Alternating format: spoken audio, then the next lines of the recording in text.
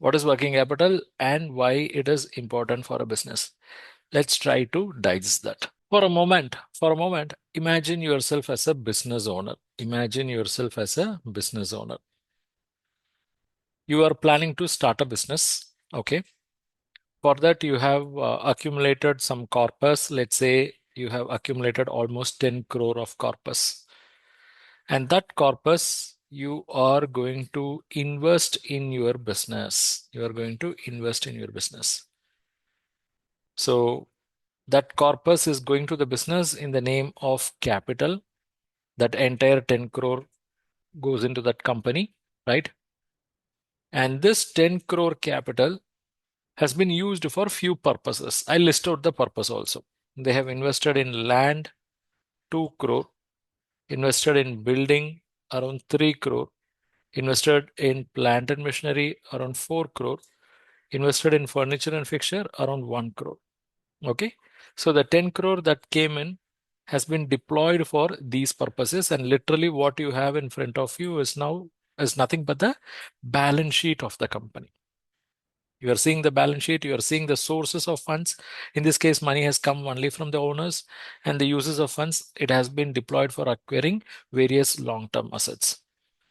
Now, if this company gets one mega order, if this company gets one mega order, or if this company gets one mega deal from a customer, do you think this company will be able to execute that easily?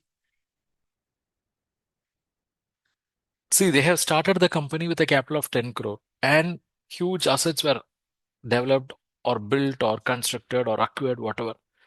Now a customer has walked in and customer is placing an order. When a customer walks in and places an order, do you think this company will be in a position to execute the order? They cannot execute because whatever the money that has come into the business, this 10 crore has already been exhausted. Yes, Rishi. It is already exhausted. They have deployed that money. All the corpus is fully deployed.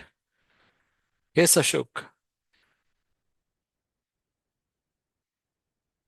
Okay, okay.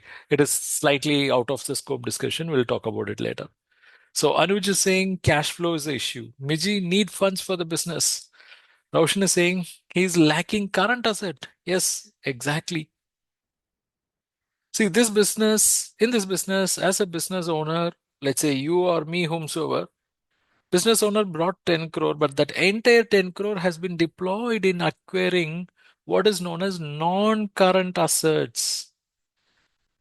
It is fully deployed in acquiring non-current assets. But if that order has to be executed, just imagine what is required. If that order has to be executed, first of all, this company needs some more cash. Using that cash, they can purchase the raw material. Then they can take it to production. In production, apart from raw material and labor, many other expenses have also to be incurred. Then, after production, you will get finished goods. But simply manufacturing finished goods is not going to help. You should be able to store them, you should be able to transport them. Okay. Now, after manufacturing the finished goods, imagine if this customer is asking for credit, then you are not immediately getting cash. You are creating another class of asset called debtors, and only from that you will get cash. So, look, if you want to execute the order of this customer, first of all, you need some cash. Using that cash, you can invest in raw material, you can invest in production, you can create finished goods. Then, if need be, you can also sell that finished goods on credit basis, that is allowing or giving some time to customers to make payment, and eventually the customer will make the payment. So, if you want to collect cash from customer, you have to bring some cash in the beginning so that you can take care of all this, investing in raw material, investing in production, creating finished goods, and selling on credit to the customers. That is only when you bring some cash, I repeat, only when you bring some cash, you will be able to make more cash. So this is the key here. Only when you bring some cash, you will be able to make more cash. Why do I am saying some cash and more cash? Because the some cash which is getting invested in raw material production finished goods will become more cash when it is sold to customers at profit. If you are selling the product at profit, this some cash will become more cash.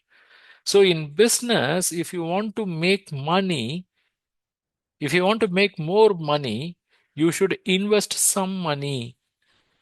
That some money is required for investing in raw material, investing in production, creating finished goods, selling on credit to the customers.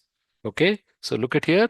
Some money is required for investing in raw material, investing in work in progress, we call it as production, then for creating finished goods, then also for giving credit to the customers, that is creating debtors, then only that some money will translate as more money.